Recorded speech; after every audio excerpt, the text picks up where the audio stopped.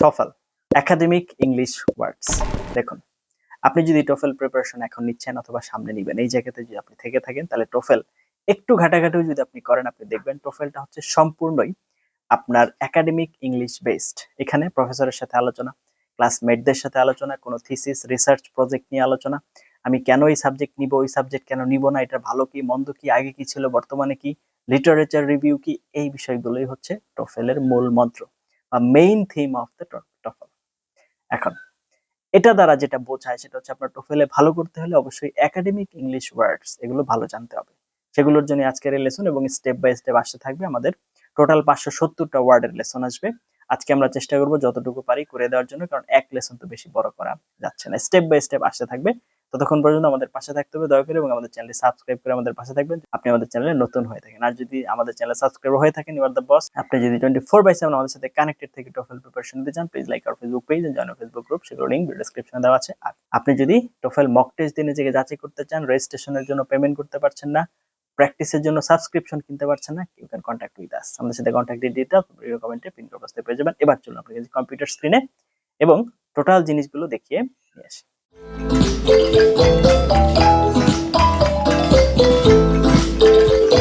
ওকে, তো চলে আসলাম আমরা কম্পিউটার স্ক্রিনে। আজকে আমরা এখন থেকে জানার চেষ্টা করব যে TOEFL এর কিছু প্রয়োজনীয় শব্দ, আমরা ধীরে ধীরে সবগুলো জানার চেষ্টা করব। তো এখানে 570 ওয়ার্ডস এর একটা লিস্ট আছে, হ্যাঁ, 570টা ওয়ার্ডের। তো এটা আমরা স্টেপ বাই স্টেপ সবগুলো আমরা জানার চেষ্টা করব ধীরে ধীরে আর কি।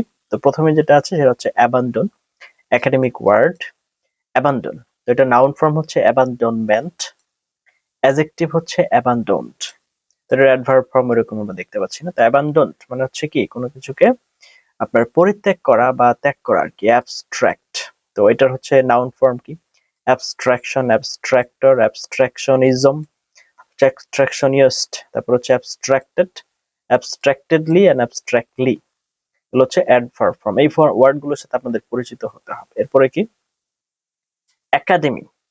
তো এটা নাউন ফর্ম যদি আমরা ধরি তাহলে হচ্ছে একাডেমিক্স, একাডেমিজম, তারপর হচ্ছে একাডেমিয়া, তারপর হচ্ছে একাডেমিজম, তারপর হচ্ছে একাডেমিশিয়ান, তারপর হচ্ছে academical, academic and academically.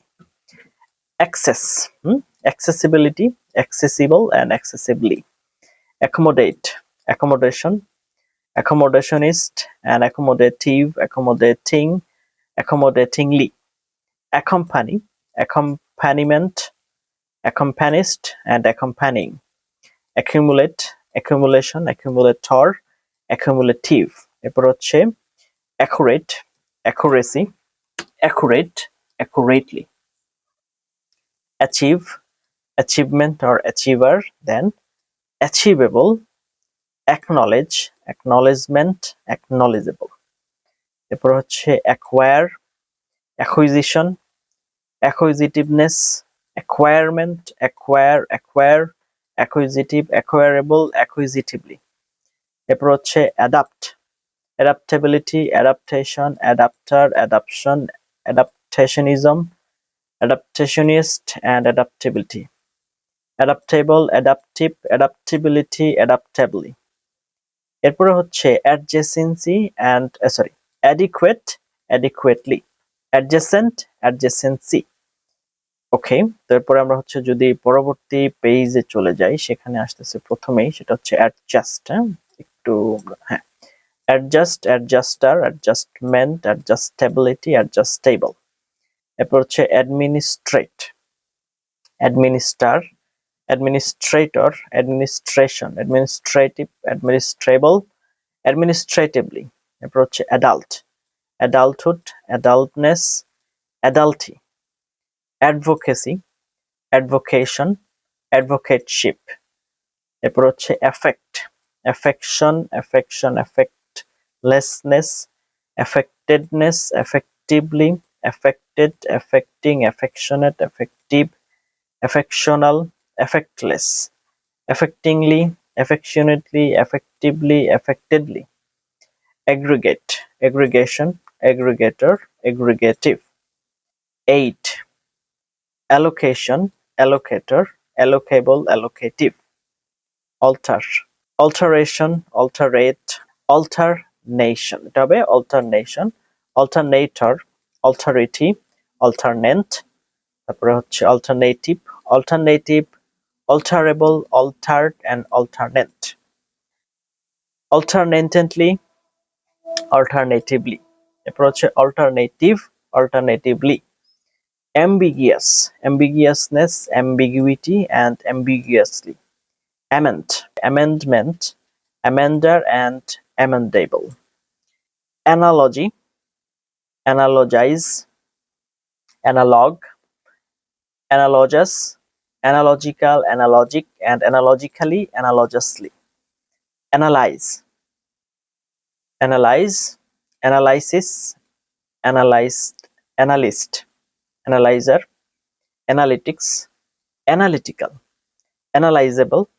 analytic and analytically, annual, annualized, annually, anticipate, anticipation, anticipator, anticipative, anticipatory। এই যে ওয়ার্ড গুলো আছে এগুলো আমাদের আসলে খুবই দরকার। তো এই ধরনের আরো ওয়ার্ড আসবে সামনে, আমরা আরো কিছু লেসন নিয়ে আসবো। সম্পূর্ণ চারটাই আমরা শেষ করার চেষ্টা করব। ততক্ষণ পর্যন্ত আপনারা দেখলেন, জানলেন এবং বুঝলেন। এখন কি করতে হবে? Now we need to do regular practice. দেখুন, এই যে ওয়ার্ড গুলো আপনি দেখলেন, জানলেন এবং বুঝলেন, এখন যদি আপনি রেগুলার প্র্যাকটিস না করেন, if you don't do regular practice, আপনি যদি রেগুলার চর্চায় না থাকেন, তাহলে আজকে শিখলেন আগামীকালকে ভুলে যাবেন। সুতরাং আপনাকে অবশ্যই রেগুলার চর্চায় থাকার চেষ্টা করতে হবে। So do regular practice, it's my request to all of you guys. আপনারা প্র্যাকটিস করুন বেশি বেশি এবং বেশি বেশি চর্চা করুন। যত বেশি চর্চা করবেন আপনি এখানে তত ভালো করবেন।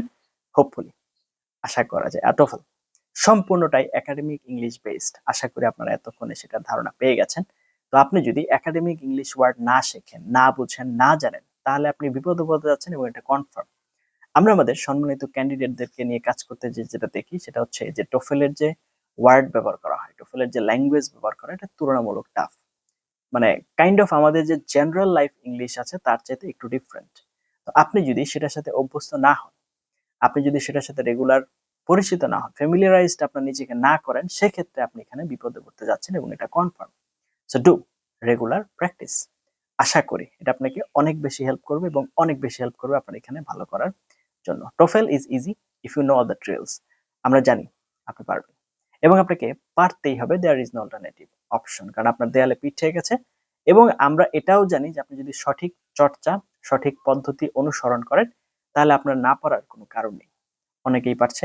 আমাদের অনেক সম্মানিত ক্যান্ডিডেট যারা ইংরেজিতে অনেক দুর্বলতা সত্ত্বেও সেটা ওভারকাম করে টোফেলে ভালো স্কোর করেছে। তো আপনাদের পক্ষেও সম্ভব।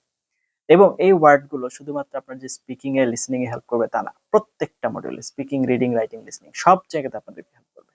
So please be careful about this words and learn this words and regularly practice this words. আপনার প্রতিদিন এগুলো চর্চা করতে হবে। যত বেশি চর্চা করবেন আপনি এখানে তত ভালো করবেন। যাই হোক, এতক্ষণ সাথে ছিলেন তার জন্য অনেক অনেক ধন্যবাদ। এই ধরনের আরো অনেক ইনফরমেটিভ লেসন পাওয়ার জন্য দয়া করে চ্যানেল সাবস্ক্রাইব করে পাশে থাকতে ভুলবেন না। Thank you for watching until now.